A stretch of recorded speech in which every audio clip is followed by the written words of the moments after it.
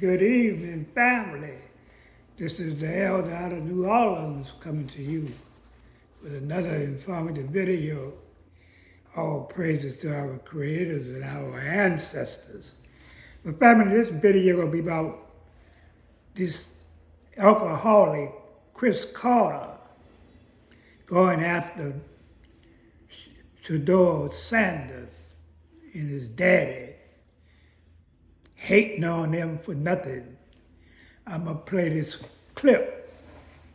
And sitting up there talking about Shedeur Sanders got issues. When you listen to this, you'll find out what kind of issues he had. Nothing but a sambo. I want y'all to listen at this clip. I have never heard that. This is a man. I'm not gay, but Troy is a good-looking guy. He is a good-looking guy. I agree. And I'm sure he can get any woman he wants. He says he is absolutely not gay. Do you know what yes, I know accusation like exactly that what it is. will do to a guy like Troy Aikman, whose endorsement potential is unbelievable? I took the opportunity to put it. You wish you could be Deion Sanders. You wish you could be a man like that. In fact, I wanted to play a video while you were going at Deion like that, but I got it soon. Oh, Deion called you out before, and you got mad when Deion told the world that Chris Carter never could beat me. He couldn't get through me or anything, but once they got Randy Moss, Chris Carter finally had like 2 catches on me. He embarrassed you, and you never forgot that and let it go. You had a vendetta like most weak dudes do. You harbor your feelings, and instead of letting people know how you feel about it, you become one of these crash outs when you get some type of power or your own platform to denigrate these people. But I know why you do that. You were a cokehead, sir. Let's never forget. This is what you said. My bottom was getting cut, and I was so upset because even though they cut me, I wasn't using it at the time, Carter said in 2014. They cut me because they couldn't trust me at the time. This man, Chris Carter, talking about Shedeur Sanders got issues. Here, this man is a crackhead. Let's continue.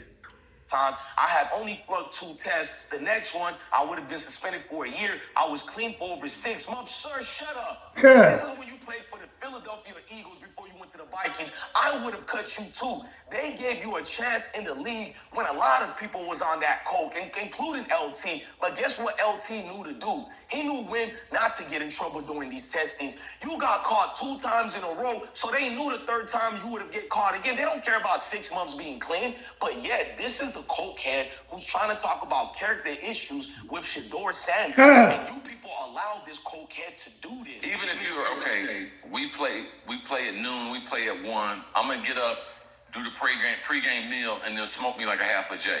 By the time you get dressed, by the time you go to the stadium, by the time you see the fans, by the time you see your teammate, man, that's gone. That is definitely going to be smoking weed. Yeah, that's all. You when you was on cocaine before a game? Now you're back in the 80s and 90s. Well, I'm old. Now, I'm 52 years old. Okay, I'm 52 years old. We were at the end of my career, and now you're back to the Let's go to the beginning. beginning. Not before the game. Not before the game. No, Okay. not before the game. When I was in Philadelphia, never did any cocaine before the game. After the game, Yes. You're so proud.